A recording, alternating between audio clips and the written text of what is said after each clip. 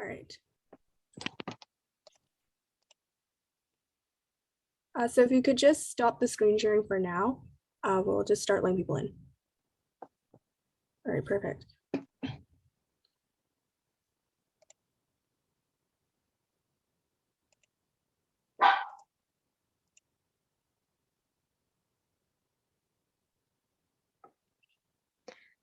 Hi, everyone, and welcome to Youth Insights' 7th virtual event called Global Pathways, featuring 3 amazing panelists. And we're really excited to get started, and we will begin shortly. Just a reminder for the people that are joining in right now, if you could type your name and where you're from in the chat, that would be amazing. And as you guys do that, we are also going to break down the formatting of the event. So in a few moments, our panelists will introduce themselves and begin sharing. And after that, there will be a group Q&A session where you can have your questions answered. And at the end of the event, our feedback forms and volunteer hours submission forms will be added into the chat. So please stay until the end if you would like to receive any of those forms. And if you guys have any questions that you would like to ask any of our panelists during their presentation or throughout the duration of the event, please type it into the chat, and our Director of Journalism, Vivian, will facilitate your questions during the live Q&A.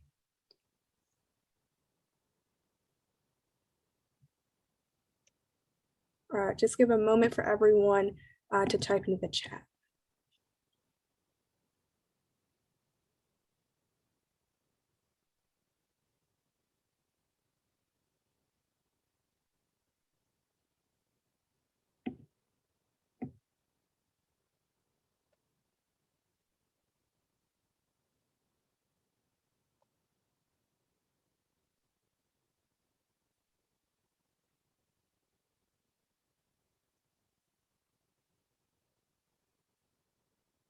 We have lots of people from Canada, and I see some from Germany and the Philippines.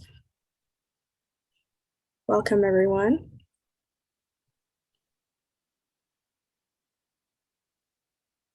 All right, so now I'm going to pass it on to our first panelist, Walied. So Walied, you can start sharing your screen.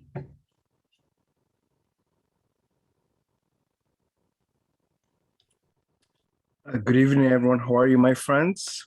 My name is Walied Khogali Ali. And just before I get started with this important conversation, I just want to first of all welcome all of you, but also I want to do a quick land acknowledgement because it's important to center these conversations on indigenous land. So give me 1 second.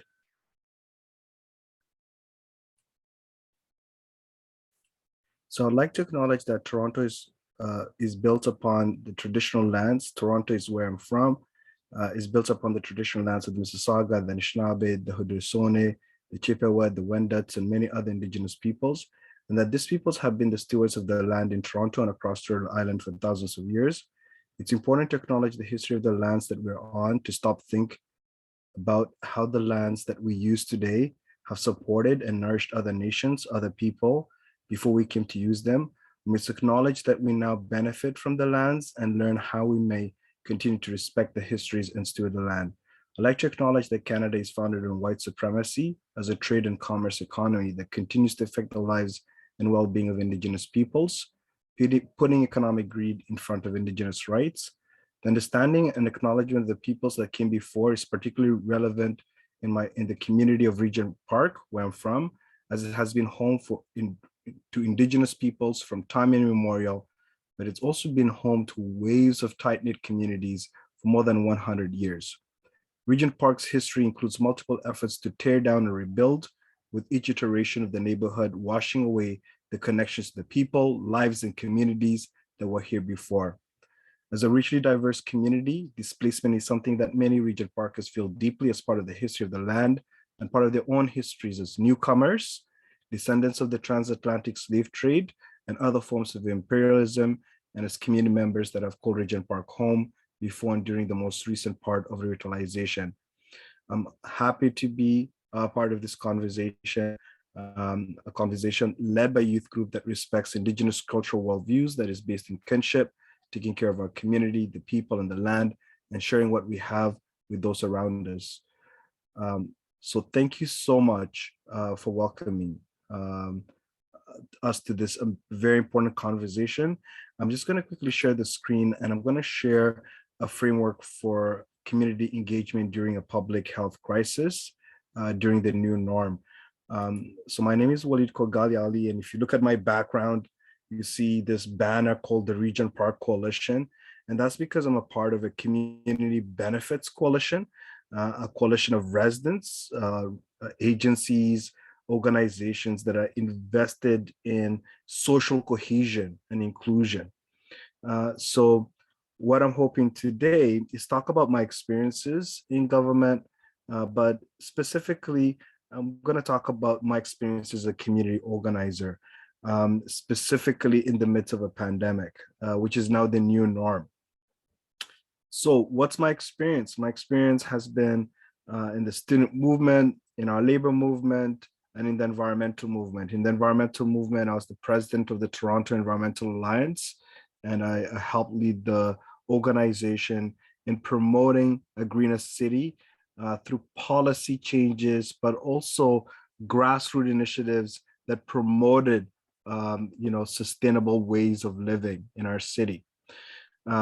But what I'm hoping to do right now is quickly share the screen so I can talk about this framework, because I want all of you, there's 42 of us in this meeting.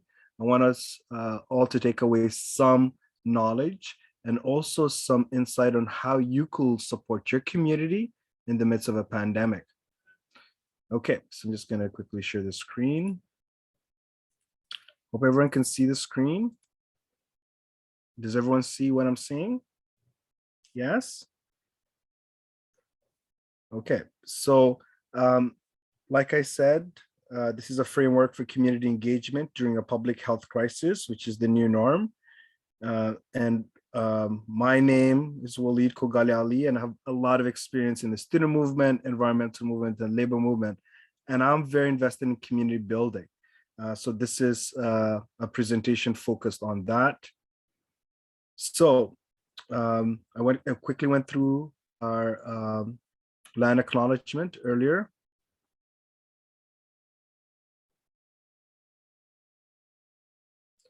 And I just want to quickly talk about what I'm hoping to dive into, which is to share best practices to inform a framework for community engagement during a public health crisis. And you'll gain some important knowledge on key themes related to COVID-19 and the vaccine engagement, and also learn how to engage and support each other at this critical time. So those are two pieces that I'm hoping to cover, okay? So just want to remind everyone, this is a safe space to speak. So when we get into the questions and answers, please do speak. So I'm going to quickly talk about this, a very important infographic. Does everyone, can everyone see this by any chance? The infographic? So this happened in the midst of the pandemic. So do you folks remember when there was first announcements of COVID and every part of the world was getting shut down, including Canada was getting shut down? What also was shut down was our agencies and places of worship and many organizations that service the community. And residents, just like myself, were wondering, how do we support each other? How do we make sure that the people that go to the spaces for support continue those supports? So we started a program called Ramadan Meals TO. And what we did is we basically got volunteers and started raising funds on GoFundMe. We raised about $10,000 through GoFundMe and got a lot of in-kind supports from various partners. And because of that, we were able to give away 10,523 free meals, over 500 good food boxes, and a lot of packages. But we built relationships, we built trust. Although there was a lot of data that you can see in this infographic, which speaks to engagement and how much people were engaged in this project in 1 month. Like we had 157 donors. of 100 volunteers. We had over $78,000 in donations, all in 1 month out of goodwill, because people connected with an important cause. And there was a foundation of trust. People trusted each other and they worked with each other. And this was what was possible. It's also important to tell your story. So basically, in May of 2021, when we had this amazing program, Ramadan Meals, do so much great work in the community through volunteers, youth specifically, who are able to engage with community members, connect with them. People were so alone, they didn't know who to connect with. So that just emotional connection was so important, but also deliver free, delicious meals, and also making sure that the dietary needs of folks was respected. Now, this program was sustainable because it started off in the pandemic in 2020, but in 2021, it was able to expand. And we were able to tell that story in the Toronto Star, for example, in major media as well. We're able to share our best practices and engage with folks on how to contribute in a meaningful way in their own communities. So another important piece that's built on a foundation of trust is vaccination drives, right? So I worked with folks like the Regent Park Community Health Center and many other grassroots organizations to make sure that racialized members of our community, BIPOC, folks who don't have privilege to be able to access vaccinations, were able to get a vaccine. One of the biggest issues that we're dealing with in this pandemic is global vaccine inequity, right? It was just 2 months ago that our friends in Burundi, right? Other human beings in Burundi got their first vaccine. Just imagine that. That happened 2 years after the pandemic started. So vaccination drives was super important. And what we were able to do is also set up an infrastructure of residents and organizations working together to make sure that we're able to support each other. So I'm going to ask you all a question.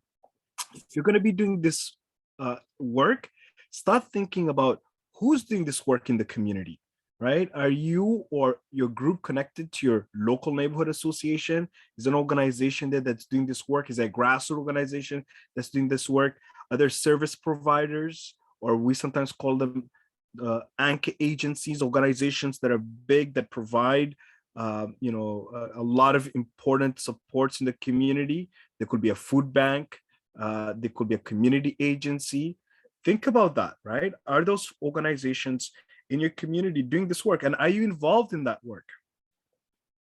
And also, are you part of a coalition of residents or individuals who are trying to bring about systemic changes as well?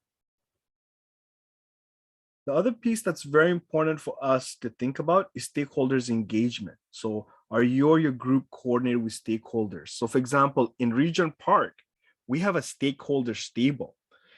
And the stakeholders table involves residents who live in the community, both who are private market residents, or folks who are TCHE, Toronto Community Housing residents, folks who are in the community working as essential workers. These are folks who are making sure that our economy is functional. And these are folks who are so integral to the stakeholders table. And the city of Toronto has funded the stakeholders table of $500,000 every year for about 5 years. So it's one of the most well-funded neighborhood plans when it comes to promoting social inclusion and cohesion. And this is important for us to think about. Is like, is there funding? Are there resources in your community that you could tap into to do this important work? And are you or your group recruiting residents to the table? How are you reducing the influence of gatekeepers? Are there people that people have to go through to get to the table, right? Like, that is very important for you to think about, because the more residents and the more folks you get involved in campaigns and projects, the more successful they are. Are you and your group coordinating with stakeholders to set up or coordinate the communications infrastructure to amplify events and access to resources? Are you intentional in making sure that people get information in different languages: Bengali, Mandarin, Cantonese, Arabic, Urdu. The language goes on, the list goes on. Are you being inclusive, right? Those are the things that you need to think about. And then also, how are you centering community voices in the work that you're doing? Are you connecting with local media, folks in the community that can amplify these voices? For example, in Region Park, we have Focus Media Arts, which has a YouTube channel, right? But they also are able to share the stories of residents. So that's how we incubate this important work. How are you doing that? Do you have a neighborhood association, for example? And also think about community spaces. This work requires you to constantly engage with residents, engage with stakeholders. How are you doing that? Are you doing that over Zoom like we're doing tonight? And what are those limitations for Zoom in comparison to in-person meetings? Now with Omicron, the new variants and the challenges that brings, how important is that? And what about utilizing spaces that exist in the community? For example, in Toronto, there's Toronto Community Housing that provides space, but public libraries could provide spaces. So how are you accommodating to ensure that engagement happens? And also it's about building trust and challenging disinformation. So one of the important things that you can do is you can, work with other residents to make sure that you're building trust and you're working together on important campaigns and initiatives. So for example, when we realized that so many people in our community were losing loved ones to COVID, we had a peer-to-peer grief support session, and we actually invited the bereaved families of Ontario to share best practices so people could better understand how to better support their family members, especially when it comes to mental health. We are in the midst of not just a pandemic, but a mental health crisis around the world, especially because when people lose loved ones. So these are some important conversations to build trust. So for example, in the Neighborhood Prods project, which I support as a mutual aid coordinator for the newcomer cluster, we've had different events that also tackled systemic barriers for folks, especially when we started talking about dismantling white supremacy through allyship and action. We delved deeper into medical racism. We're now going to delve deeper into education. So those are important conversations that we had, because BIPOC communities have a lot of systemic challenges when it comes to access to these very vital services. When we talked about medical racism, it was about accents and being misdiagnosed, but it was also about bias. And we had doctors that spoke to that. It's also about, it's important to build capacity. So the work that I do is centered on youth. And that is so important because, if you're not centering your conversations on making it accessible for future generations, then there's no capacity, right? So a lot of work that I do, involves youth, and youth are leaders in this work. So it's important to think about that. It's like, who are you bringing along in this important work? So just a quick example of what is possible, when the vaccination process started, and I noticed in my community that there were very few BIPOC or Black, Indigenous, or people of color lining up, I asked why. And I went to set up a vaccination drive by reaching out to our community health partners, by making sure that the folks in our community treated with respect. This process continues today, right? Now with the need for a booster, right? And this is a simple poster that anyone could do to be able to start helping folks set up appointments. And I'm so happy to have supported almost 2,000 of my fellow neighbors just in the past year when it comes to access to vaccination supports, and that number is actually going up because of the number of requests that have come in. So If you would like to contact the Neighborhood Paths Project, here's some contact information. My contact information is at Walied Khogali as well. But I just want to thank you all, and I'm looking forward to your questions. And I hope you've learned a thing or two. Thank you. Thank you, Waleed, for sharing. I'm now going to pass it to Kamiliya, and I will share her slides. 1 second.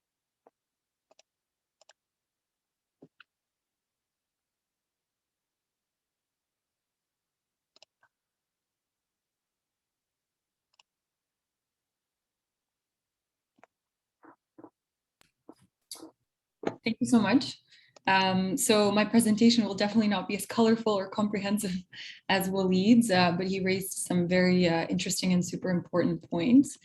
So I don't want to talk too much because I would rather have an exchange and allow you to ask some questions, but I'll definitely share sort of my personal story and where I'm coming from in terms of working for the government of Canada, and maybe hopefully some insights about working in the Foreign Service.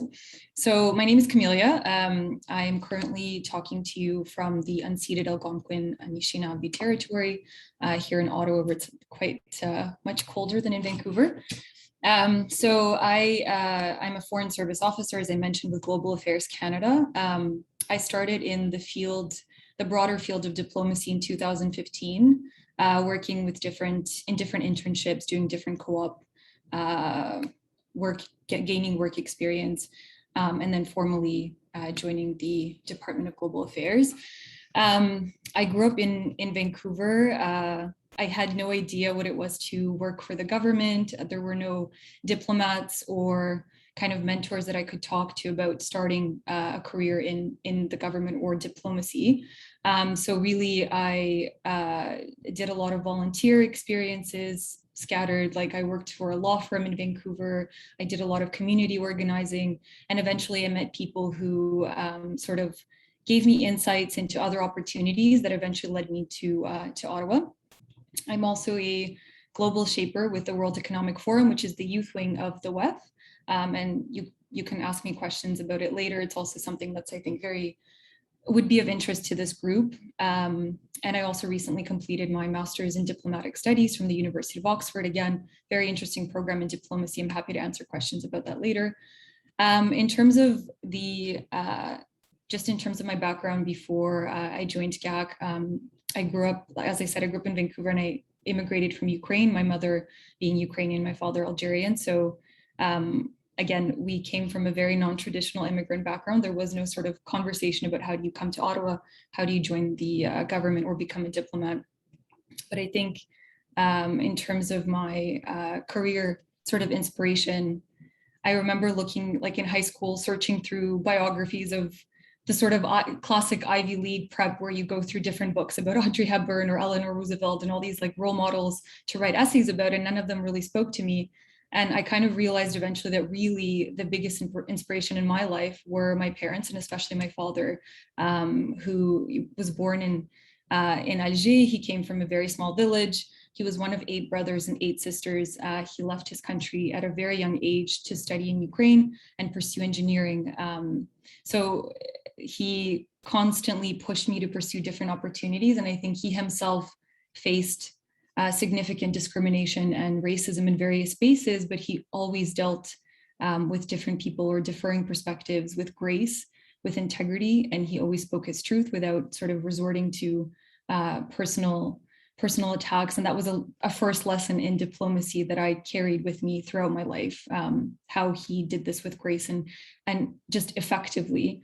And then again, when we immigrated to Canada, the decision that was made to immigrate collectively when I was younger, I think he from there on continued to sort of push me to take up opportunities. I remember just as a model UN conference that I really wanted to attend, and it was very expensive and inaccessible. And my father was like, just find a way to do it. I got a scholarship, and it was a completely random organization to representing a country within this model UN conference, but it kind of exposed me to international relations and sparked an interest in IR when I was still in high school.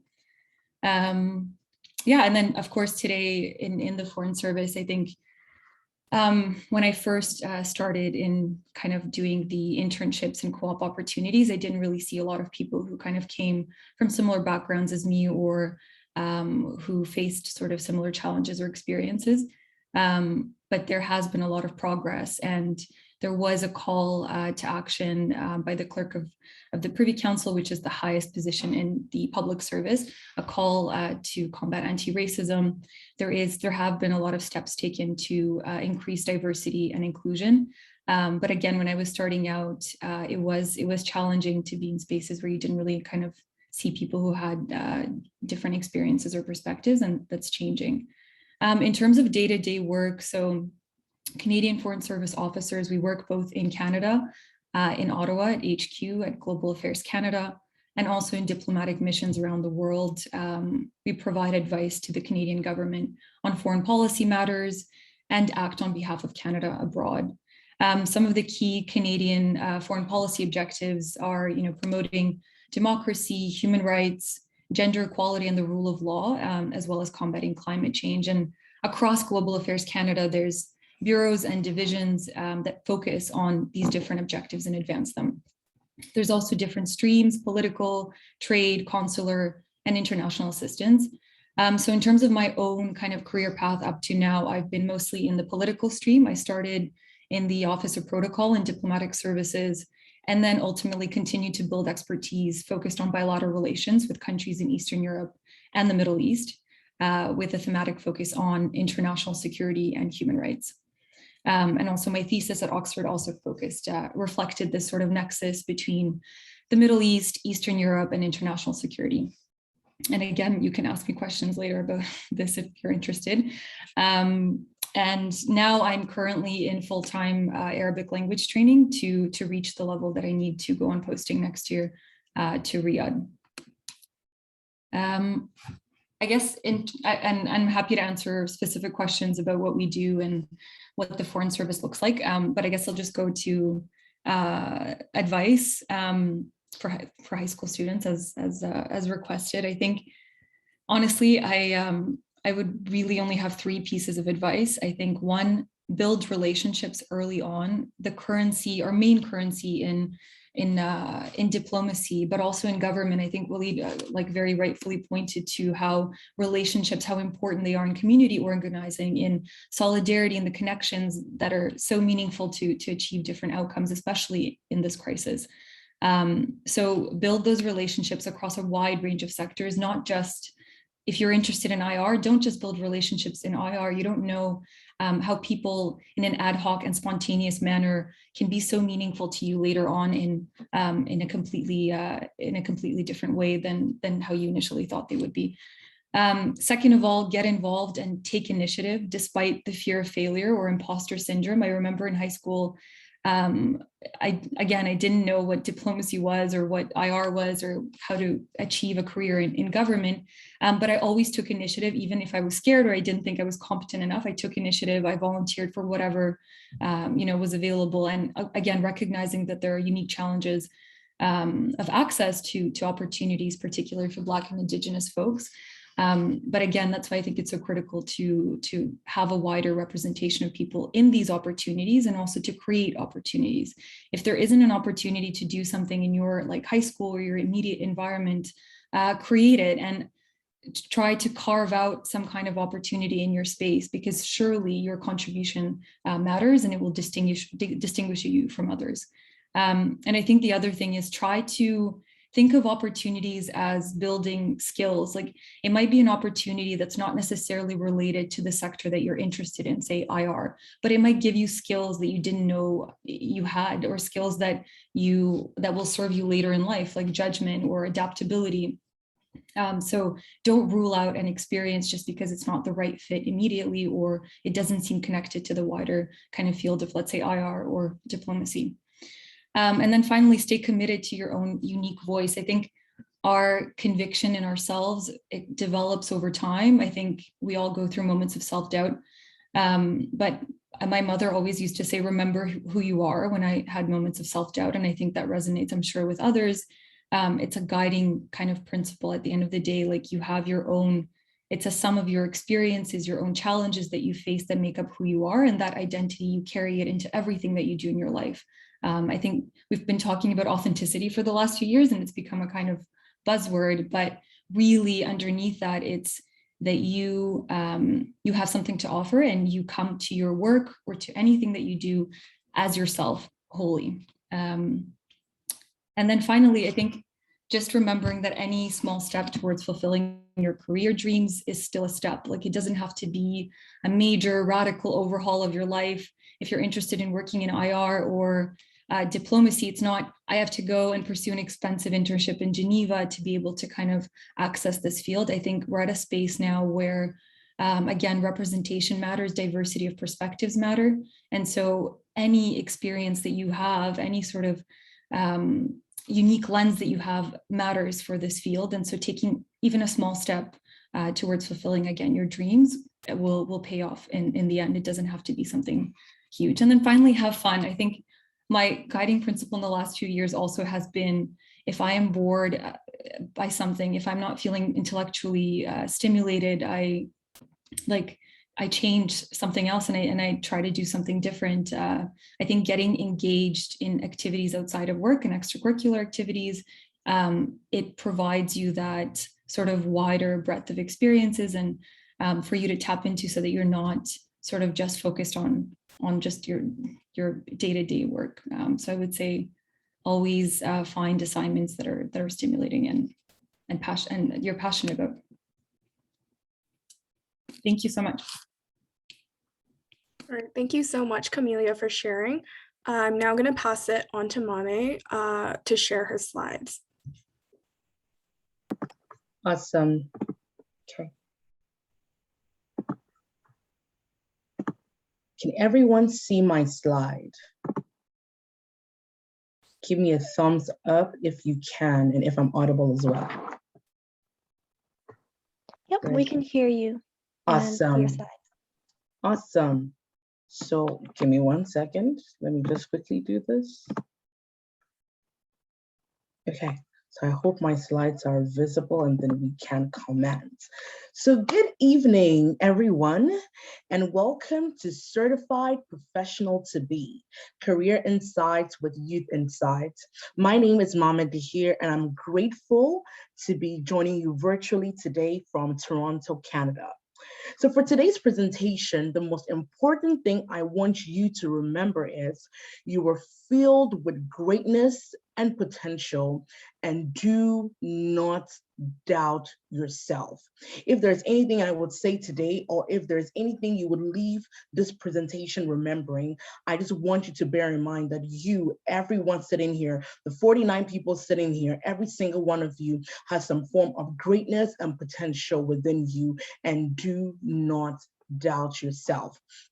With that said, I'd like to commence my presentation by acknowledging the Planning Committee for Youth Insights. You guys have done a spectacular job of putting together such an expedient and valuable event, I should say, or session that will be auspicious for professional development. Kudos to you.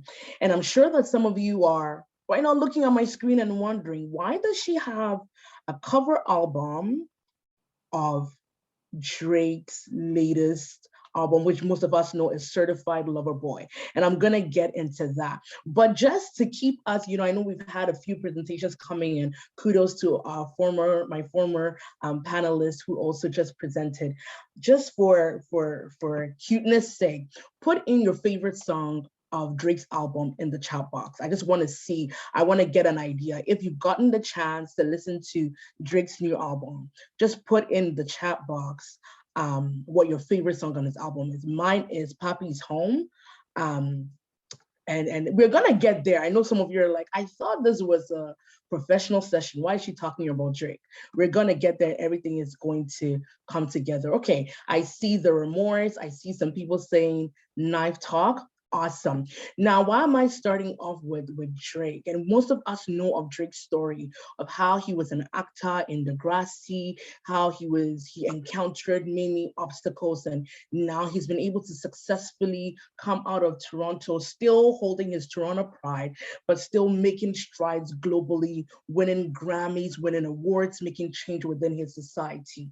Guess what? I'm here to tell you that even through your career and your passion, you can also make it out of whatever situation you are in. You can excel, you can achieve whatever you set your mind to. And the reason why I particularly use this cover album of Drake is that, you know, sometimes when we see pregnancy, we assume that it only associates or connotates to the birth of a child.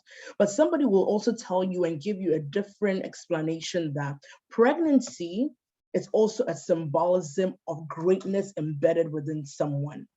It could be a greatness of a skill you possess, a knowledge, which could be in art, music, career, international relations, policy work, to mention but a few. But sometimes the reason why we are unable to birth that thing that is within us is because of fear, is because of doubt, due to imposter syndrome, to mention but a few. But I'm hoping that at the end of my presentation today, there are 3 things that you would acquire once my presentation is done. Number 1, I am aiming that at the end of my presentation, you would have some form of boost to believe in yourself, believe in your skills, your knowledge, your qualities, maybe hopefully through some of my experiences that I share. The second one, to also have a clear understanding of your career pathways. And lastly, to develop a level of confidence to effectively enter the labor market. Now, whilst we get to that, coming back to my first screen, feel free to take a screen grab of my presentation, and you can share it on Twitter, Instagram, on LinkedIn. Feel free to tag me as well using my handle at Maame De-Heer. That's the same handle I have on Twitter, LinkedIn, as well as Instagram. If there's anything in particular that I said today that caught your eye, that you feel like this really resonated with you, feel free to also type it on social media, tag it in. After this presentation, I'll go through all the messages, and I'll be more than happy to read what you guys have taken away from this presentation. Now, let's get to the background and introduction of who I am. So first of all, I like to pride myself in my faith as a Christian. So I like to describe myself as a child of God who is deep.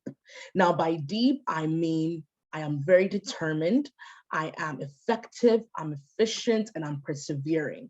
A lot of people who have encountered me will tell you that I'm someone who goes for what I want. I'm very determined. I persevere.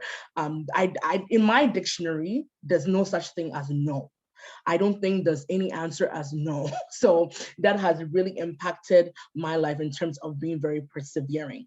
I'm also a first-generation immigrant, and meaning that my parents were born in Ghana and they migrated later on in your middle age to Canada, and also gave me that opportunity to also migrate to Canada.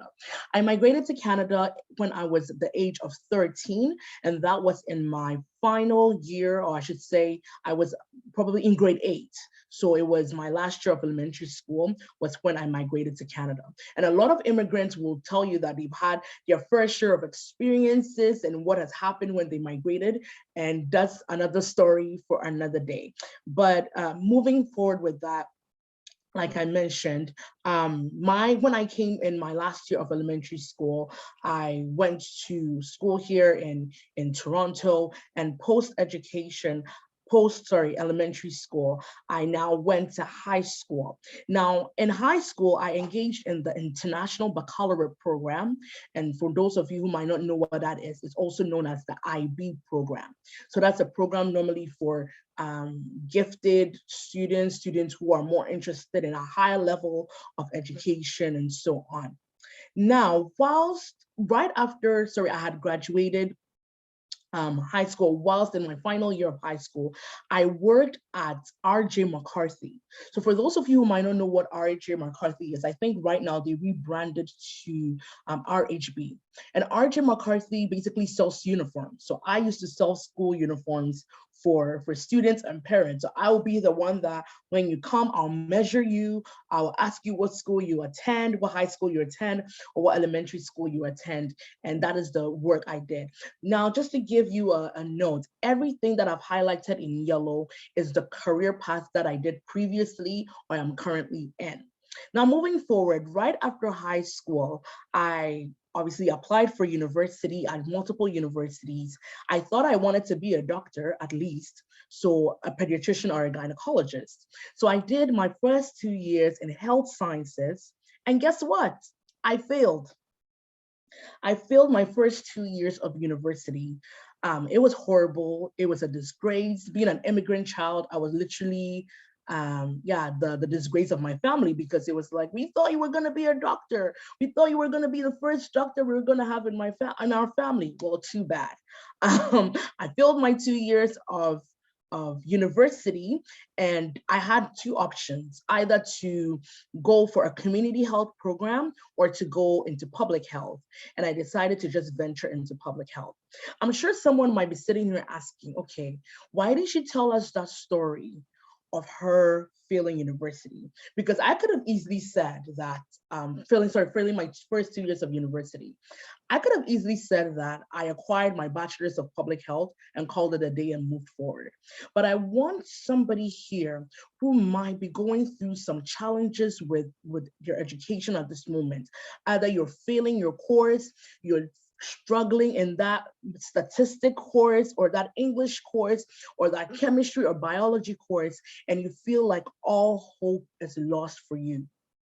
I'm sure for some of you, your parents are like, there is no hope with this student, because I've tried everything, got tutors for you, got people to support you, and some way, somehow, you're still finding it very challenging. I'm here to empathize with you and tell you that I was once there, but most importantly, I want you to know that all hope is not lost. The fact that you failed a couple of courses, the fact that your parents are looking at you like, what is the future of XYZ? Where are you going in life? That doesn't mean that everything is lost for you. I want to encourage you that just be determined, pick up from your mistakes, and just keep progressing in life. And it's just a matter of time, and you're going to get to where you will get to. A lot of people do not tend to share their failures because, for some way, somehow, people like to just cover up their failures and glorify their successes. And as a result of that, it makes it look as if, when we fail, we have lost. When we fail, we look like, okay, our whole life is a failure. But I'm sure that if we went throughout this room and asked everyone to pinpoint a time they failed in their life, we will be surprised at the multiple challenges and failures that each one of us has been through. So I'm just here to inspire you that pick up from wherever you left off and just keep it going, because the fact that you failed on one thing does not mean that you have failed in life. Now, I was able to successfully graduate with my bachelor's of public health, and post-bachelor's, I did not know what to do. Now I have my degree. I was just like, okay, what's next? And it was a very tough time for me because I thought that right after my bachelor's degree, I was going to be working a six-figure job. Everything will be lined up for me. But guess what? That is not the reality of life. For most of you here, you might not even know what you want to do in the future. And that's absolutely fine. Because for me, I can be open and tell you that after 10 years of being in the work field, I still don't know what I want to be when I grow up. As funny as it may sound. But what has helped me to realize is that, and as I've noted it here, experience and exposure gives you a clearer pathway to your career. I'll repeat that again. And this is something good to note down. Experience plus exposure equals clarity on your career path. The more experience you gain from work, from volunteer, from school. It could be extracurricular activities, whatever experience you attain, plus exposing yourself. And when I say exposure, I know the speaker before me mentioned of creating that network, building relationships, exposing yourself to people around you, speaking with people in the field. It gives you a better understanding of where you want to go. So for example, if you want to work in international relations or government work, you don't just sit down and say, okay, I like being a policy analyst. I like the idea of working in the government. What you need to do is find people in the field. First, let me tackle the experience first. Try to gain experience by taking courses that are focused on policy work, international relations, government work, volunteer. I am very big on volunteering. When in doubt, volunteer. Now, because of the COVID situation, we have the opportunity to even volunteer online. And I've put in a link to a website, volunteer.ca, where you can go, and a lot of organizations have volunteer opportunities online. Volunteer, acquire that experience. In addition to that, network with people in the field. There is LinkedIn there to help you. Go on LinkedIn, look for people that are in the career path that you want to be in. Have coffee chats with them. Let's say, for example, you see me, you send me a LinkedIn inbox and say, Maame De-Heer, I realized that you were a policy analyst. I am interested in working in the government space. Can I have 30 or 15 minutes with you to speak more about how that career path works for you? And believe you me, it helps you to get a lot of clarity on what career space you want to be in. Now, after I volunteered, I don't know if I mentioned that post-bachelor's, I went to Ghana to go and volunteer in a district hospital because I was very confused as to what career path I want to be in or what my next steps was going to be. So after that volunteer for 2.5 months, I came back to Canada. I applied for my master's program in U of T, University of Toronto. I got into the Masters of Public Health program. And whilst working my master's, I worked, pursuing my master's degree, I worked in a bank. And I hope that maybe because of my time is not really on my side, maybe Youth Insights will have a different session of how I was able to navigate from being a banker to being a policy analyst, because that's a different presentation for another day. But whilst pursuing my postgraduate degree, I worked because I had to pay the bills. So I worked as a banker at Tangerine Bank as well as Scotiabank, where I served as a retail sales associate. I was a universal banker and customer service rep as well. Now, post-graduation, from my bachelor's, I also worked as a data entry clerk for a trucking company. So you can see that my career path has been non-linear. I've been in uniform stores, to trucking companies, to banks, and now I serve as a policy analyst with the Government of Canada. And I also have my own grassroots initiative called the Power of Love Foundation Canada. And this picture is actually in 2016 when I went to Ghana to volunteer at the district hospital. These are public health nurses around me. And this volunteering experience really changed my whole life. It opened my eyes to the skills, the knowledge that I needed to have in the career path that I needed to be in. So once again, when in doubt, volunteer.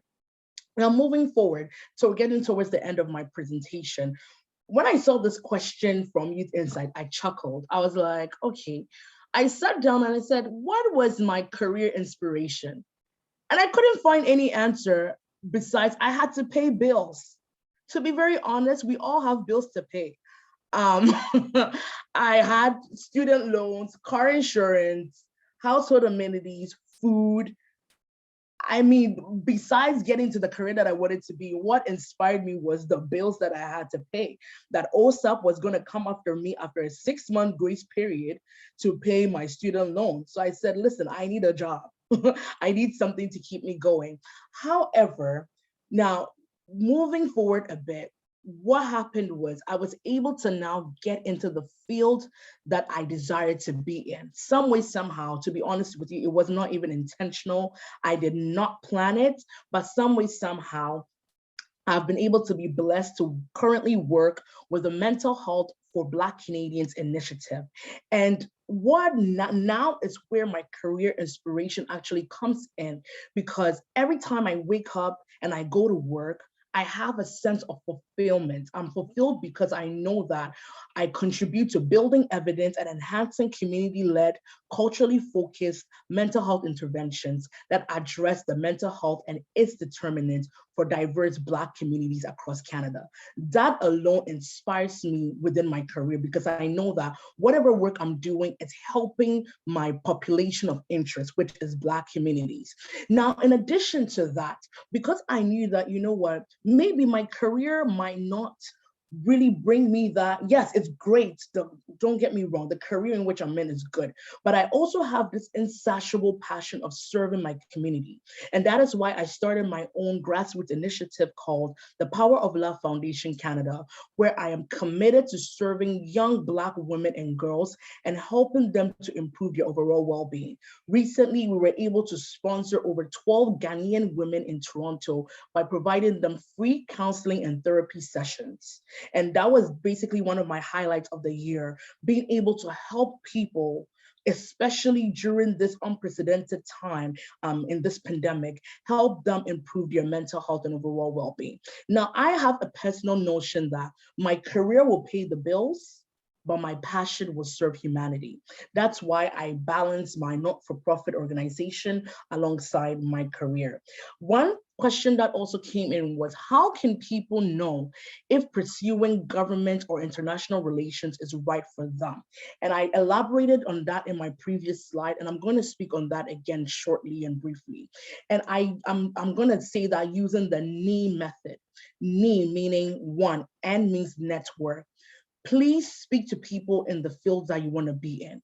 Don't just have a desire of, I want to be a doctor, I want to be a TikToker, I want to be an Instagram blogger, Instagram influencer, I want to be a rapper. Speak to people within the field, because they are the ones that are going to tell you the realities of the career you want to be in. Ask them that, hey, I want to shadow you. Can I shadow you for a day or for a couple of hours? Through that, you will actually have an in-depth understanding of whether that's the field you want to be in.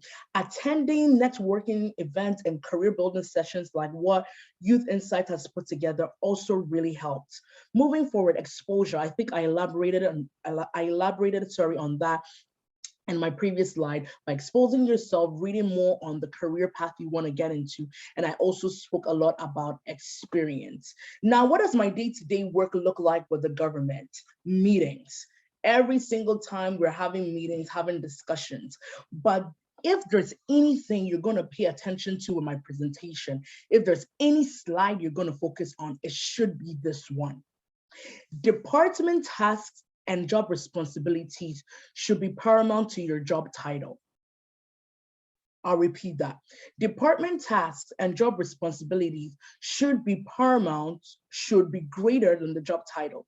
What do I mean by that? If you go on indeed.ca, don't be so intrigued by the title. When the title says Senior Policy Advisor, Policy Analyst, Financial Consultant, don't be so excited about the title that you forget what the responsibilities and your duties are.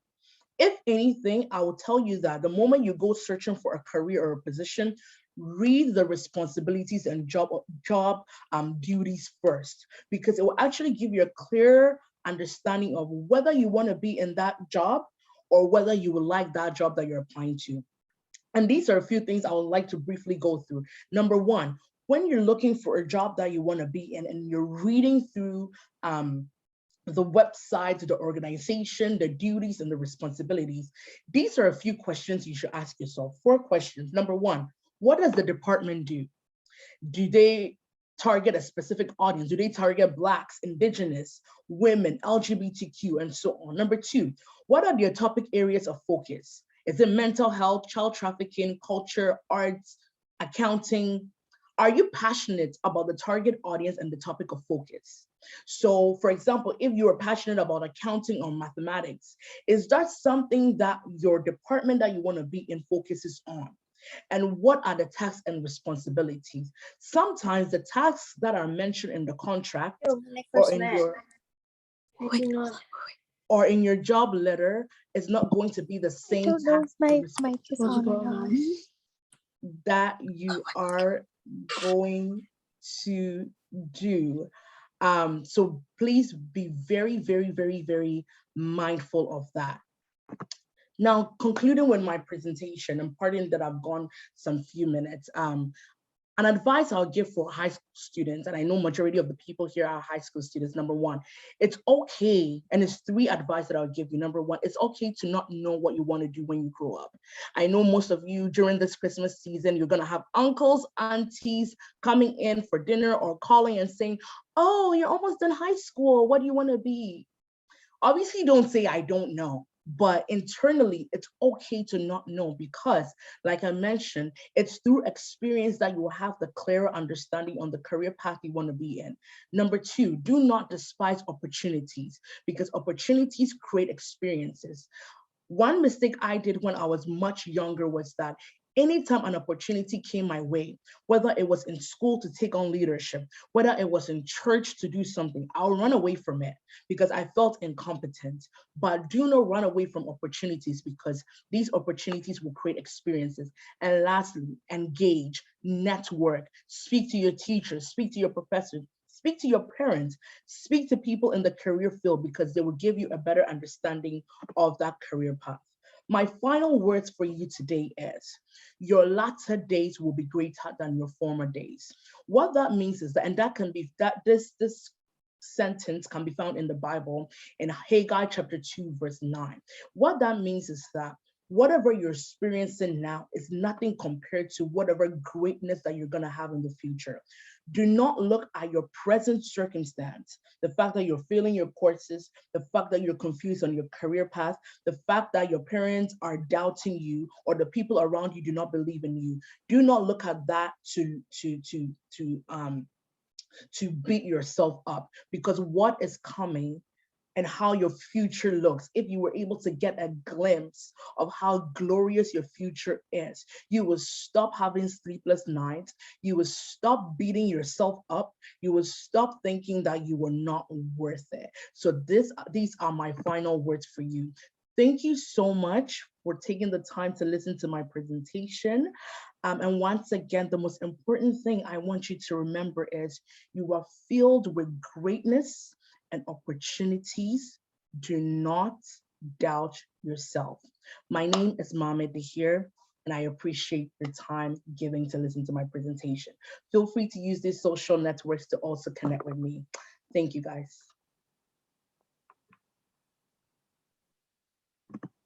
Thank you, Maame, and thank you to all the panelists for sharing your slides. The information was very informational and motivational as well. And I'm sure everyone has learned something new today. So now I'm going to pass it to Vivian for the live Q&A. And for the audience, if you guys have any questions you would like to ask our panelists, now is a chance to do so and write it in the chat. So yeah, Vivian. All right, thank you so much. So as mentioned before, we're going to start off with some predetermined questions, including some from the RSVP form. But if you do have more questions, make sure to send them in the chat so we can get to as many as possible. With that said, our first question is for Kamiliya, and it's from Angelina, and she asks, how did you find out about and get into those internship programs in the IR sector? Yeah, so in terms of high school or in university, I guess 10-year, right? That asked the question?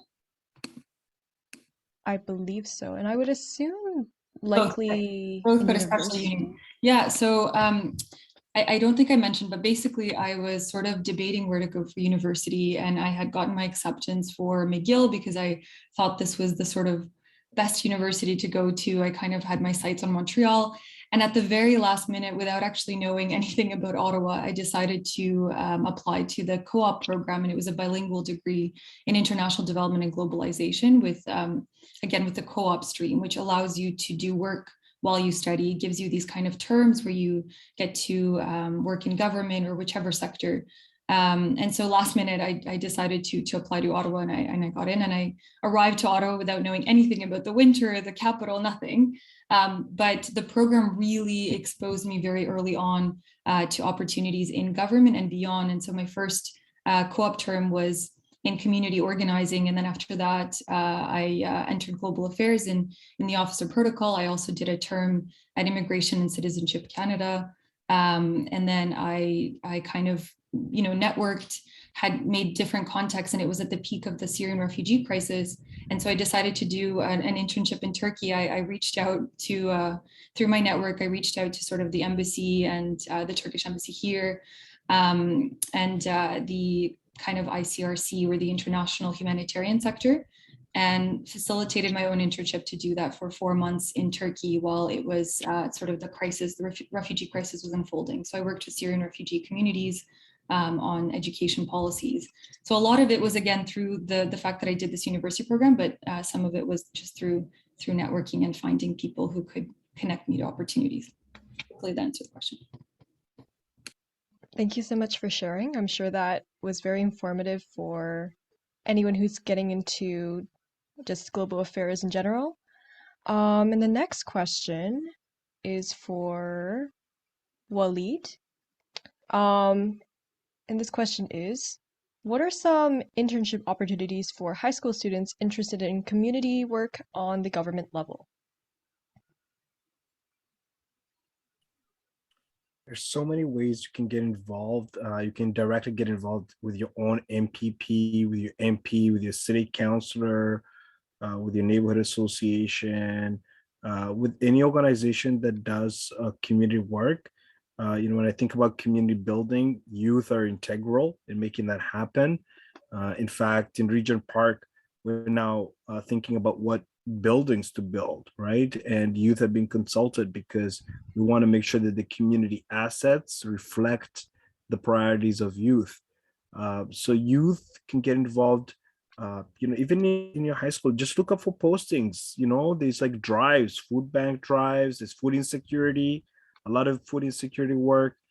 I just want to remind everyone that we're in the midst of a pandemic, so please be safe. Especially when you get involved. You can get involved in different ways now.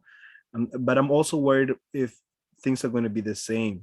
Community work has been challenged because of this pandemic. We have to be much more resourceful and much more creative in how we could reach out to as many residents as possible. And that means that, we have to tap into, people who are doing this work. So try to build that relationship. So my advice to whoever wants to get involved, try to build a relationship with folks in the community so they could also make referrals to opportunities, where you can also shadow. And I love that advice that was given by ma'am. Thank you so much for that really, really insightful advice, because those are like tips that you should follow to be successful, not just high school, but a person, right? Because those are lifelong lessons as well. Yeah, thank you so much. Speaking off of that really good advice from Maame, this question is for Maame as well, and it is, what are some key characteristics that you are most grateful to have because you help them the most in their respective job? Also, what does leadership mean to you? Please repeat that question again. Let me just pull it up. All right. What are some key characteristics that you are most grateful to have because you help them the most in their respective job? As well as, what does leadership mean to you? Okay, awesome. I was just jotting it down so that I don't forget. That's a No great problem. question. I would say some key characteristics that has helped me in my career is, number one, being myself. This is literally who I am. I know some of you looked at my presentation, you were like, Drake? Why is she asking us about Drake? But that is literally my character. And sorry, briefly, I'll share just a little bit of story of how my skill of being myself actually helped me. Thank you very much. That's the word, authenticity. How that really helped me to get into a career, into the banking industry. When I got a job with Tangerine Bank, I asked my manager, I said, why did you hire me? Because I did not have the skills. I did not have I had no experience at all in banking. And I was surprised by her response. She said, I hired you because you're energetic.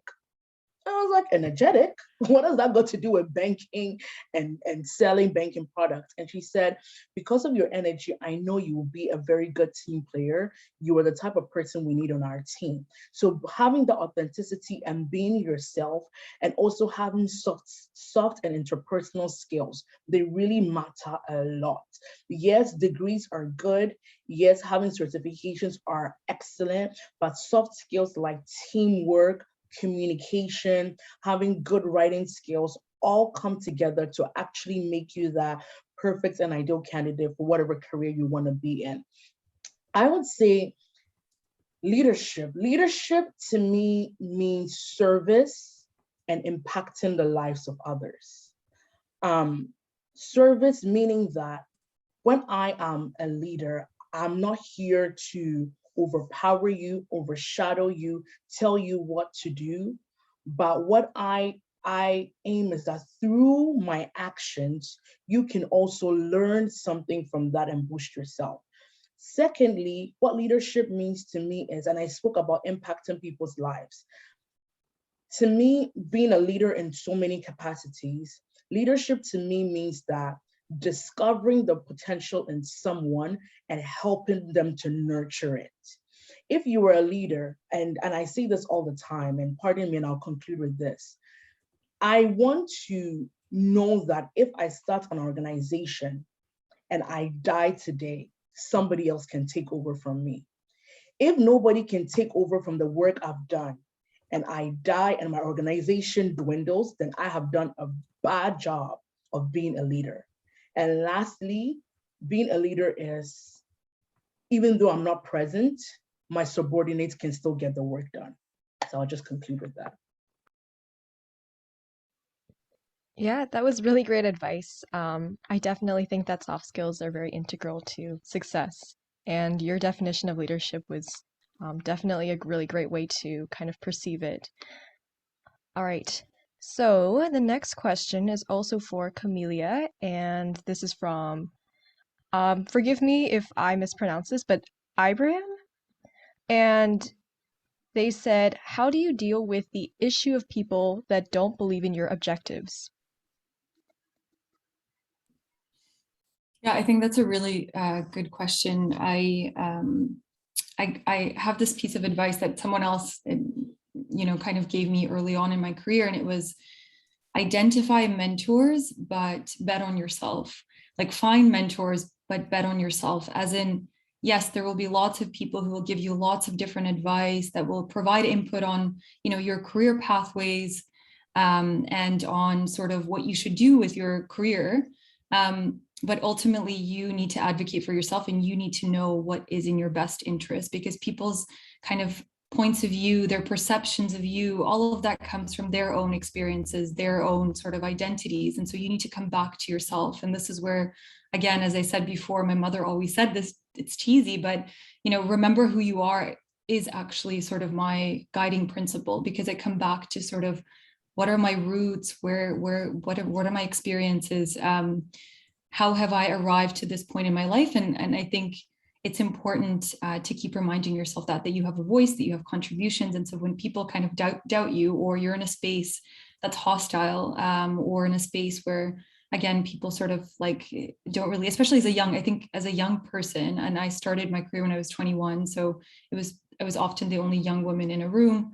I think often people will make you feel like you don't really have anything valuable to say or to contribute. And so you need to kind of come back to who you are and remember that you have a voice that matters in any space. That was an excellent point. And I'm sure that everyone here can learn a thing or two about consistently believing in yourself, despite what other people would say. All right. The next question is also for you, Kamiliya, and it's from Angelina as well. And she asks if you have any suggestions on how she could figure out about finding the right career field that is fit for her.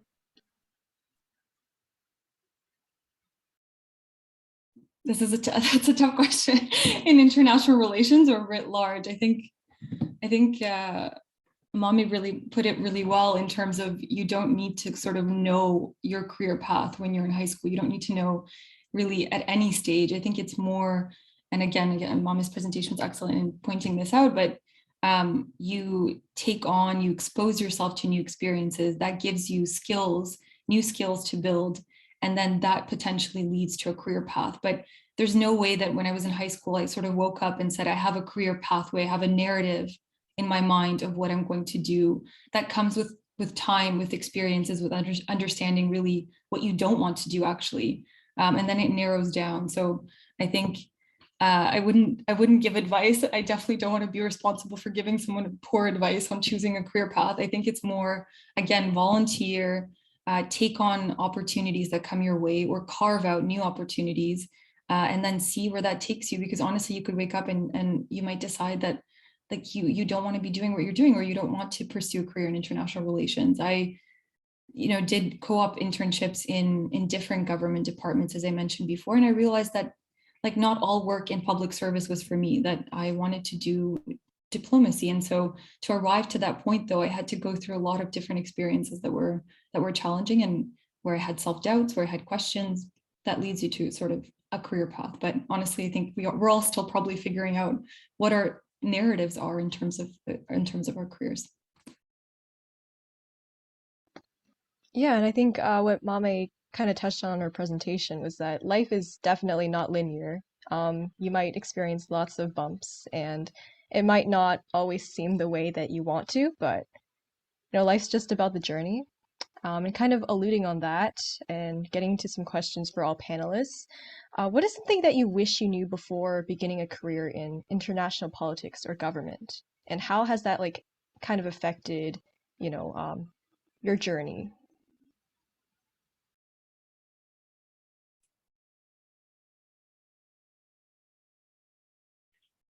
I'd like to go first. Do you want me to get started? Sure. Well, you can never predict what happens in the future. You can always plan. But, in my faith, in spirituality, I believe, my creator is the best planner. And I'll give you some examples. When I ran for city council in Toronto in the last municipal elections, had a great campaign launch. You raised $10,000 that one night. Had a lot of interest from the media, 200 plus people inside that community space when we launched the campaign, a lot of excitement.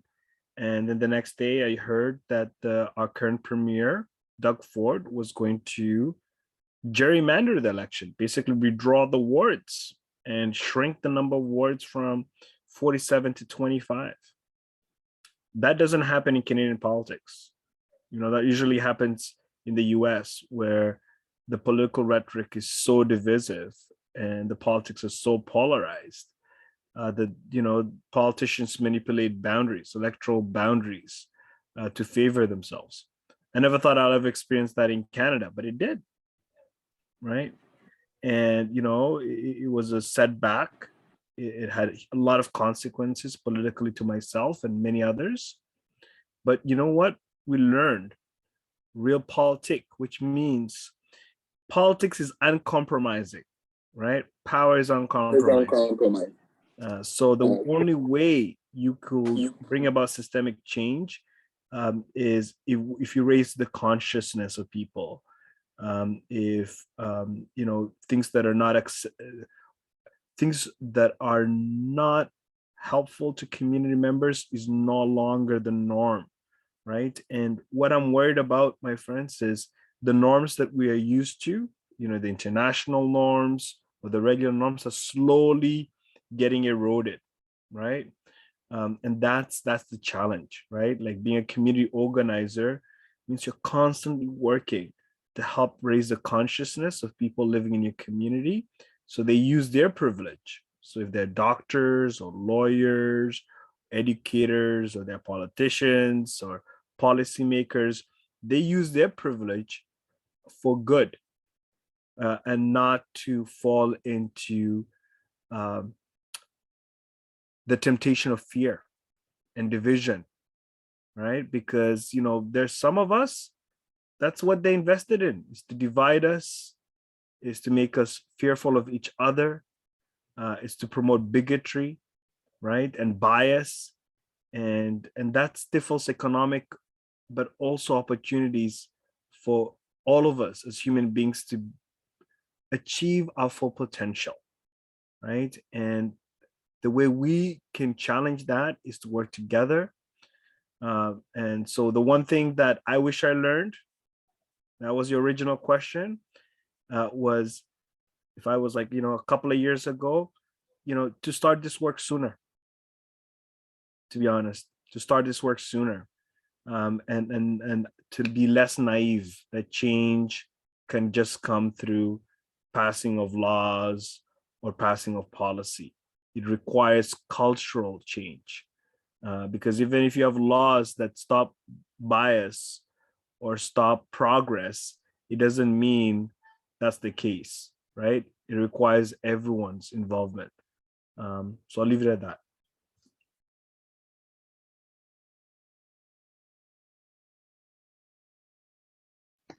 Would anyone else like to provide their kind of answer to the question?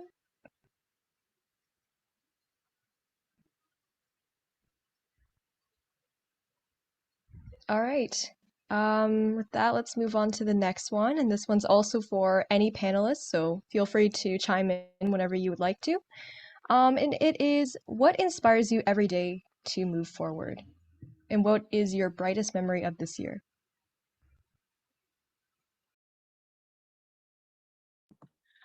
I think for me, what inspires me are two main things. One, knowing that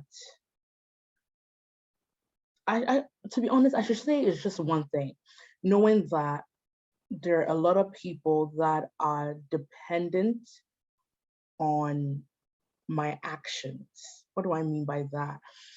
I strongly, and my faith plays a very paramount role in my life. I strongly believe that I was put on this earth for a purpose, and I have to fulfill that purpose. And that purpose is not just meant for me, but it's meant to benefit and impact the lives of others. So I know that there are people that are relying on me to make that move, to put my fear aside, to put my so-called reputation aside, and go out there and make an impact. So I should say that's one thing that really inspires what I do. And one of my highlights of this year was kickstarting my not-for-profit organization.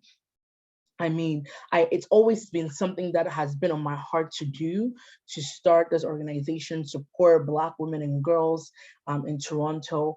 But towards the ending of last year and this year, we've been able to really be successful in putting together some activities, having these girls call me and say, listen, if it wasn't for your organization, or you guys connecting us with culturally responsive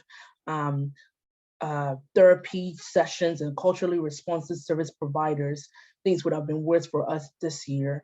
That really warmed my heart. There was one last thing I also wanted to mention of a highlight of this year.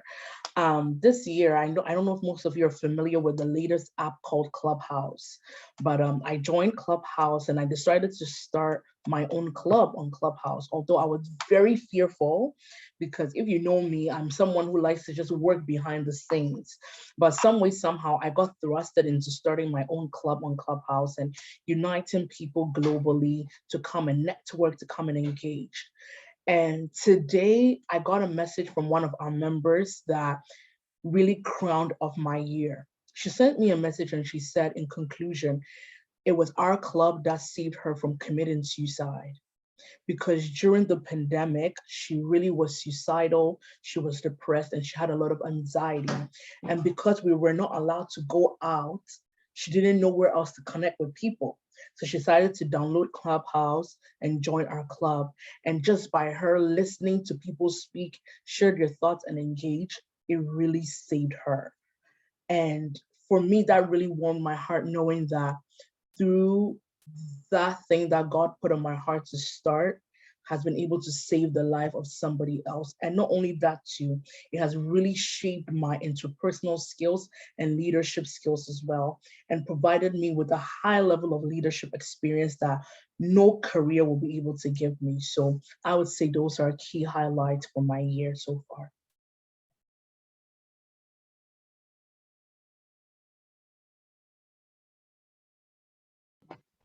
Would anyone else like to chime in?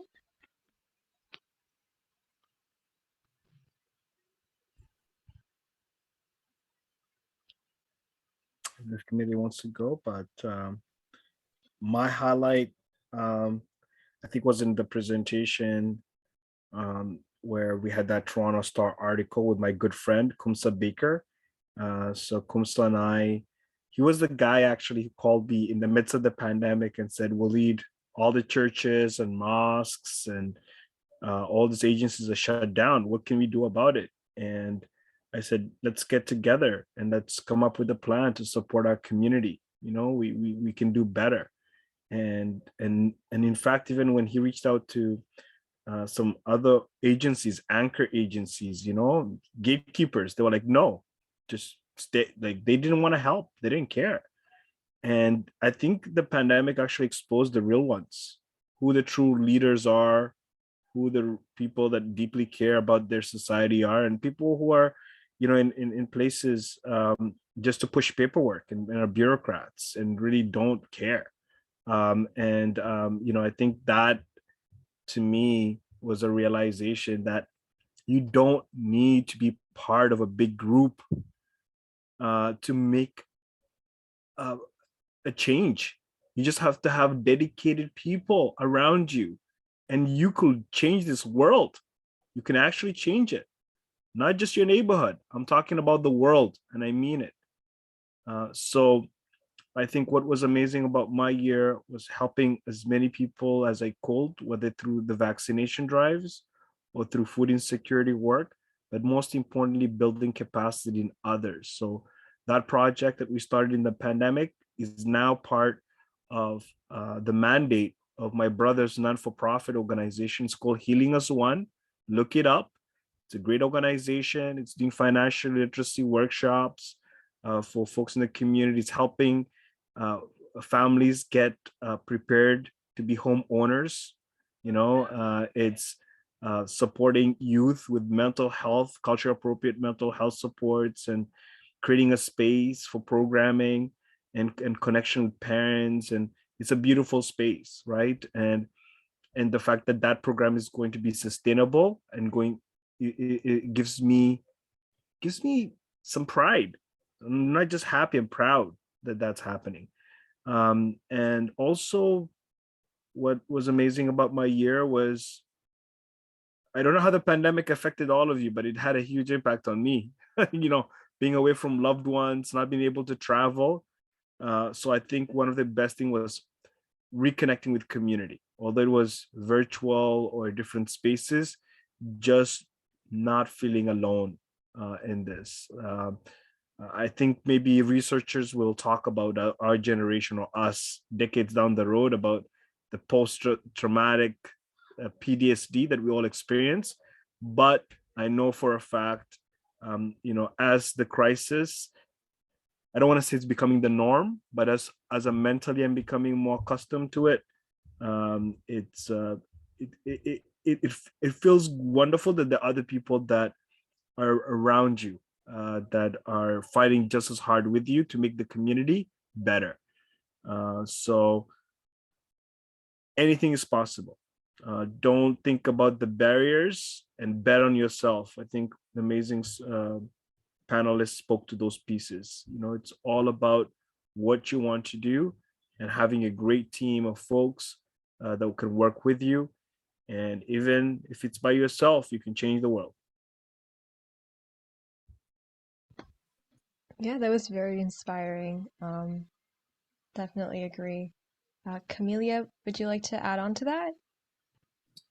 Yeah, I'm conscious of our time. I think you said the event is 1 hour and a half, right? So maybe 5 minutes left, but I guess I would honestly echo my panelists' thoughts in terms of what really struck me this year throughout my life. What inspires me is the resilience of individuals, the resilience of communities, and not just in the pandemic. We've lived through other crises. This one has been a particularly difficult crisis, but in the Foreign Service and in my field, we're constantly facing challenging situations. That's beyond the headlines of what diplomats do. Really, at the end of the day, it's people who work tirelessly to respond to crisis situations, whether it's the response to evacuating people under COVID, or whether it was the response to the evolving situation of Afghanistan, human rights issues. It's people who are dedicating themselves to this, and I'm part of this broader. I always think of it as a broader service, and I think both the panelists have mentioned this. That really, what inspires us is the impact, the connection to our communities, to other people, and at the end of the day, like that is the most important kind of crucial part in any career, more than all the other aspects. It's what is my impact, and just being inspired by the people that you work with, that you see their resilience. That was a really great answer. Thank you so much for sharing. All right, so that actually wraps up our Q&A session. Thank you so much to our panelists for sharing your journey and insights. They were very inspiring for me personally, and I'm sure a lot of individuals here as well found it very motivational. So with that, we are going to take a short moment to end our recording here.